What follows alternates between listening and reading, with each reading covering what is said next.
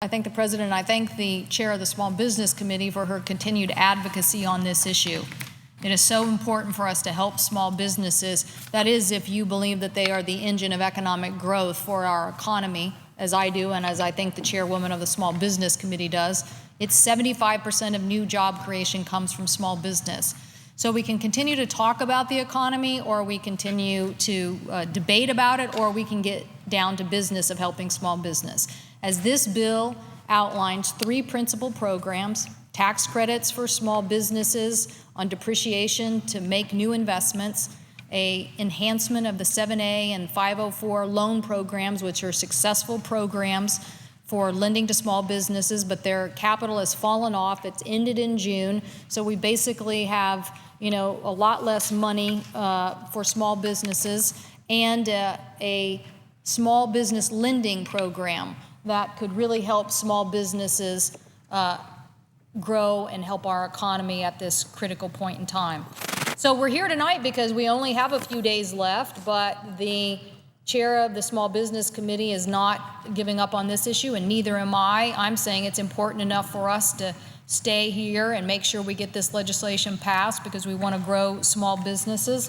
I know that my newspaper, the Seattle Times, had this to say, that nothing should be more nonpartisan than putting people back to work. And I think that says it all. If you're down to this program that could help grow small businesses, why would you be being partisan at a time when our economy has huge unemployment and we've had such stagnant growth? Why would you keep being partisan instead of passing this legislation? In fact, I actually haven't heard people on the other side say if we got through the cloture motion that they wouldn't support this legislation. No one has come to the floor and said, I won't support this legislation with this language in it. In fact, you've kind of had people indicate the opposite. So if that's the case, let's have the votes. Let's have the votes, and let's vote on this legislation, and let's put people back to work.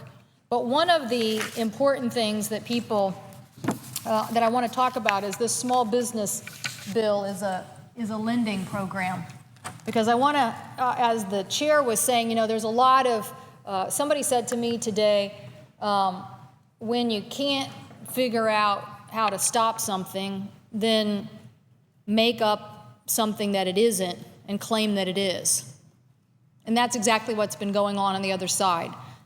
They can't figure out a reason why they don't like this, but if they can pretend that it's TARP-like, then maybe they have a chance of defeating it. Well, it's not TARP-like. This is a small business lending fund, which is a voluntary program for small businesses, and it just uses community banks as a conduit. So it's literally, if you will, like 7A and 504 programs in the sense that they are designed primarily to get capital to small business. Those 2 programs are a direct lending program that help with a partnership of banks. And this is a program that we are creating, the Small Business Lending Fund, that helps, given this huge economic downturn and the fact that 2/3 of the job loss that's happened in America has happened since 2008 because of the implosion, that small business has been most impacted. So we look at all the jobs lost in 2008 to 2010, 81% of them are small businesses. So we can either design a program that is about helping to get capital to small businesses and move our economy forward, or we can go home for the August recess and say that we took partisan votes. I'm for trying to solve this problem. What this is not is a TARP bill.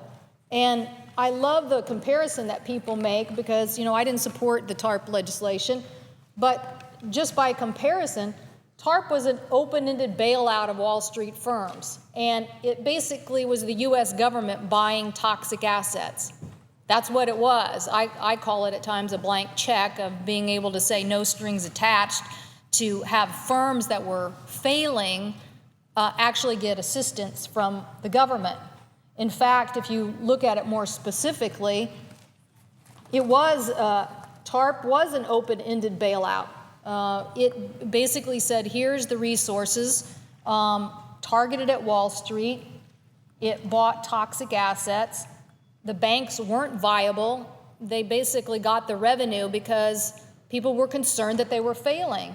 And it basically, today's estimates, we don't know what tomorrow's estimates are going to be, but it basically cost the taxpayers $100 billion. So none of these things are what the Small Business Lending Fund is. The Small Business Lending Fund isn't a bailout. It isn't targeted at Wall Street. It doesn't buy toxic assets. It's not for banks that are not viable, and it doesn't cost the taxpayers any money. So the other side is just trying to say this because they don't have anything else to say about this program. What they need to be able to do is explain to their constituents why we've lost so much jobs with small businesses and we don't have a proposal on the table to help grow small businesses. But I tell you what this small business lending program is. It is lending to small businesses. It's targeted at Main Street. It increases lending instead of buying toxic assets. TARP was just about buying toxic assets. This is about saying to banks, show us a plan. And if you have a plan on how you're going to increase lending to small businesses, then we will give you access to capital. Okay? So nothing could be farther from the way TARP worked. TARP bought toxic assets and bailed out banks with no strings attached, and this is a lending program. And the banks have to be healthy and viable. There was nobody asked the AIG or Citigroup or Goldman Sachs if they were viable. They just wrote a check. In fact, you have to prove that you're viable, and this actually saves taxpayers money. That is, in essence, the federal government is going to be making loans available to small business. They will have to pay for that access to capital, and that payment back to us is expected to generate over $1 billion. So nothing could be further from the truth in how these two programs work. The bottom line is back to that small business job loss and how we're going to actually increase job growth for the future. I actually think that this number is quite significant for our economy, and that if we wanted to help small businesses, we would get them capital. Now, one banker from my state sent a message to me and said, quote, "We absolutely would use the funds for small business lending.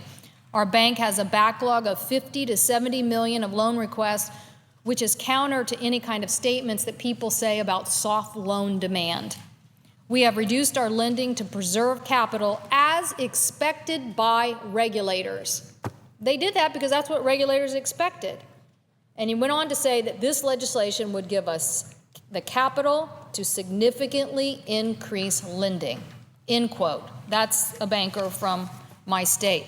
So that's what they're up against, Mr. President. They know that this program will help them with the backlog of requests that they have and the requirements that they also have to have from regulators to keep capital and to have reserves. So this is about getting small business lending flowing. And when we think about the fact that this will generate, as some people say, an estimated $300 billion of stimulus to our economy, it's critical that we get this program going. We have experienced 6 straight quarters of decline in overall commercial and industrial lending, and the total cumulative decline in the fourth quarter from 2008 till 2010 of March of this year has been a 20% drop, over $315 billion taken out of our economy.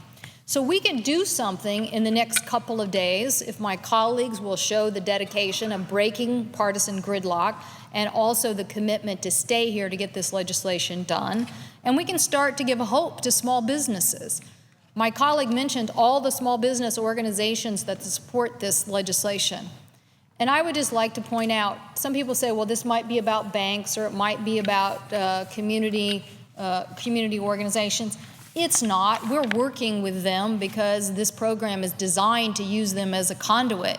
But we're really here tonight talking about this because we're talking about small businesses. We're talking about the gentleman from Mississippi who sent a letter to the chairwoman. We're talking about people who don't have a hired lobbyist back here representing them to go up and down the halls all day. They're depending on us. We have heard these stories throughout America of businesses not getting access to capital, of people having performing loans cut right out from under them, of people who had a bank who was basically providing small business capital, who cut that access to capital, and they had to do all sorts of things to keep their businesses going. Well, we can continue to have job loss in America, or we can start creating jobs and do so by investing in small businesses. So I hope that we will get this legislation moving in the next 2 days, that we will be able to basically overcome the partisan gridlock. As the Seattle Times said, there is nothing that should be more nonpartisan than putting people back to work. I couldn't agree more. And so I hope that we'll get this legislation passed in the next 2 days. I thank the President, and I yield the floor.